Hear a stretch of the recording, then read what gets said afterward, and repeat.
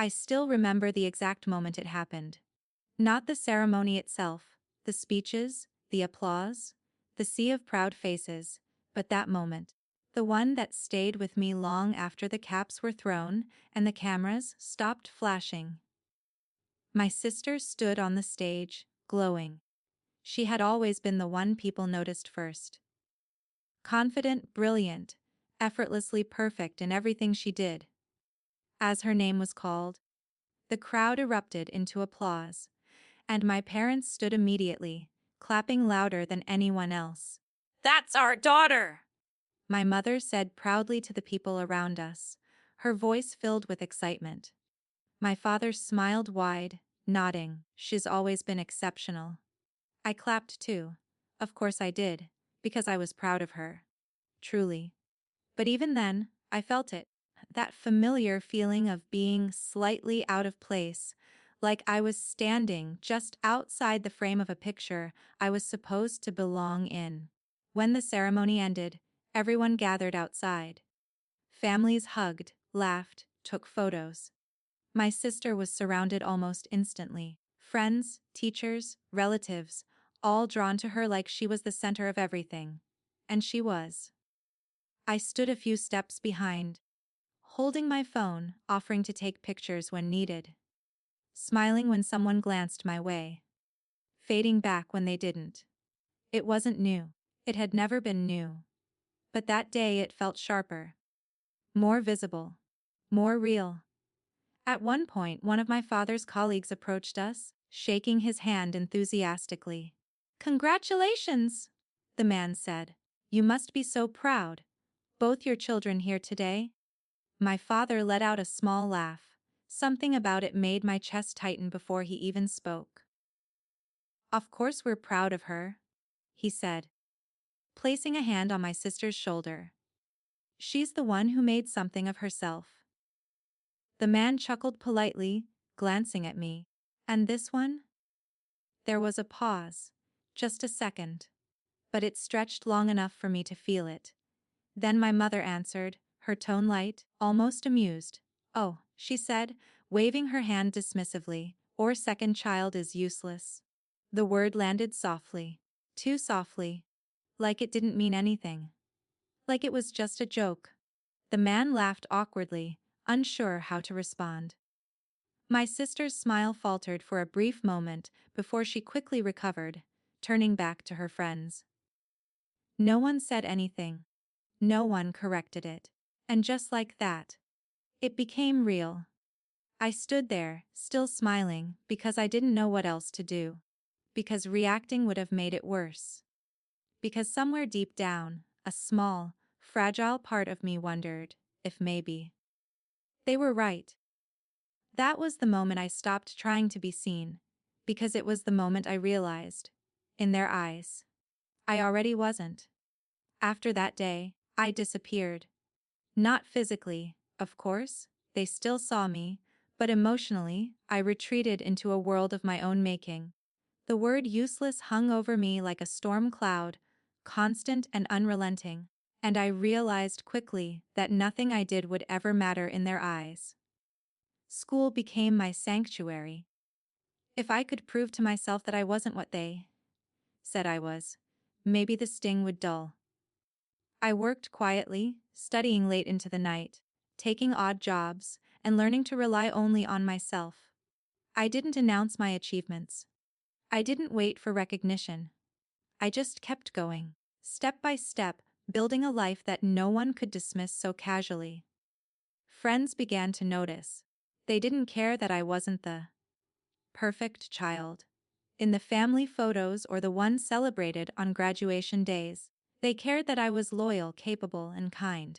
Slowly, I began to understand that worth wasn't something handed down by parents or dictated by applause.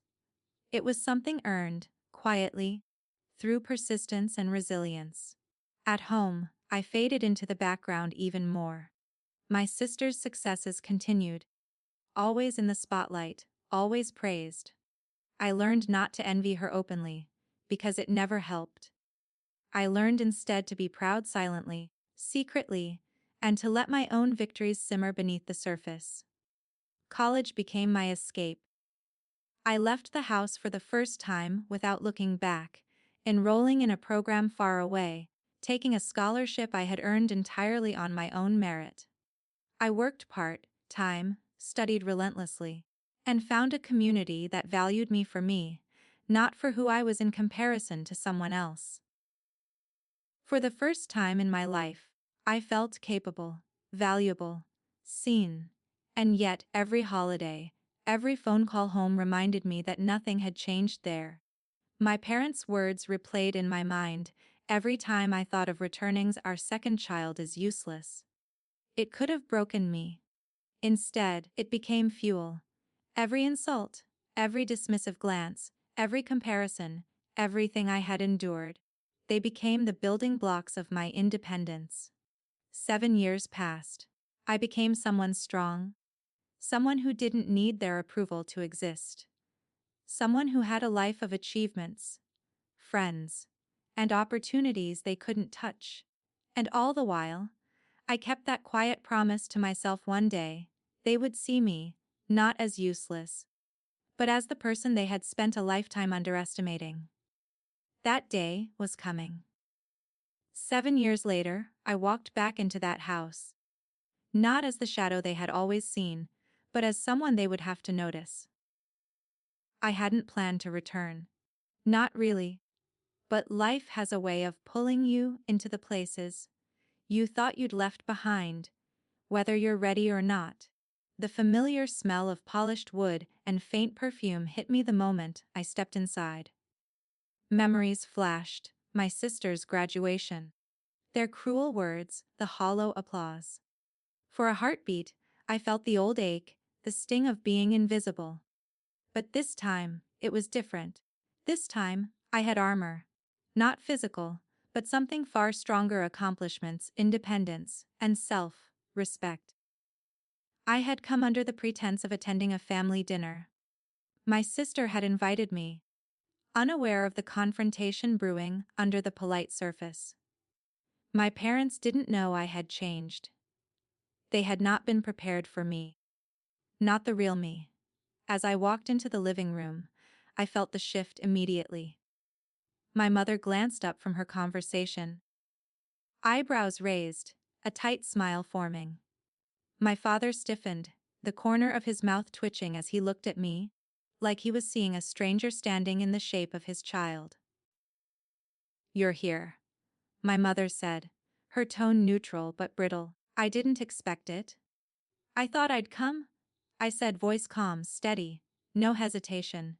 It was strange how quiet it became. People shifted in their seats.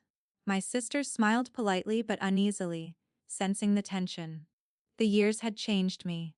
The small, timid child they had mocked 7 years ago was gone. I was taller, confident, dressed sharply, and carrying myself with a calm authority that they didn't recognize. Everything about me screamed that I was no longer theirs to underestimate. They didn't know it yet, but this visit wasn't just a casual return. I had carefully built a life they had never imagined, a successful career, independence, and confidence they had denied me in the past.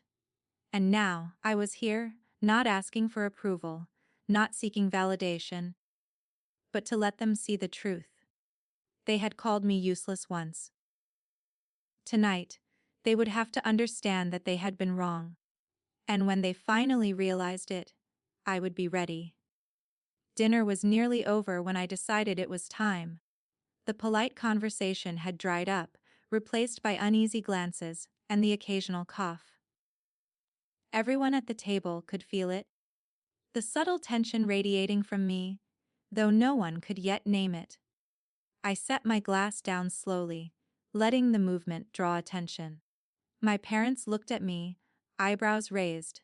My sister's smile faltered slightly, unsure of what was coming. "I want to say something," I began, my voice calm, deliberate. Silence fell immediately. 14 pairs of eyes turned to me, some curious, some wary, all attentive. "You remember my sister's graduation," I continued. "The day you told everyone that I was useless." My mother's lips pressed into a tight line. My father's hand froze mid-reach for his water glass. My sister blinked, her smile gone, replaced by recognition of the weight in my tone. That word, I said, letting it hang in the air, followed me for 7 years. Every time I doubted myself, every time I wondered if I could do anything right, I remembered it. I paused, scanning their faces. The room was completely silent. I didn't rush. I didn't falter. But I want you to know something, I said, my voice gaining strength. I didn't stay useless. I didn't waste my time trying to earn your approval. I worked. I studied. I built a life for myself, independent of your judgment. And I succeeded. Their expressions shifted, confusion, surprise, something close to guilt flickered in their eyes. I have a career I'm proud of, I continued. I live on my own. I have friends and opportunities that I never expected to find here, because I stopped waiting for validation from people who refused to see me. My mother opened her mouth, perhaps to interrupt, but no words came. My father's jaw tightened. My sister looked at me astonished, finally understanding the years of quiet determination she had never noticed. 7 years ago, I said softly but firmly, you labeled me useless in front of everyone. Tonight, I am standing here not to shame you, but to show you that your words were powerless against what I chose to become. The silence that followed was heavier than any words could have been. They had nothing to say. For once, they had no judgment, no dismissal, no easy excuse. I leaned back, letting the truth settle over the room. It wasn't anger, it wasn't revenge, it was clarity. I had been invisible to them. But now, I was impossible to ignore. And in that moment, I realized something far more powerful than their approval. I was finally free.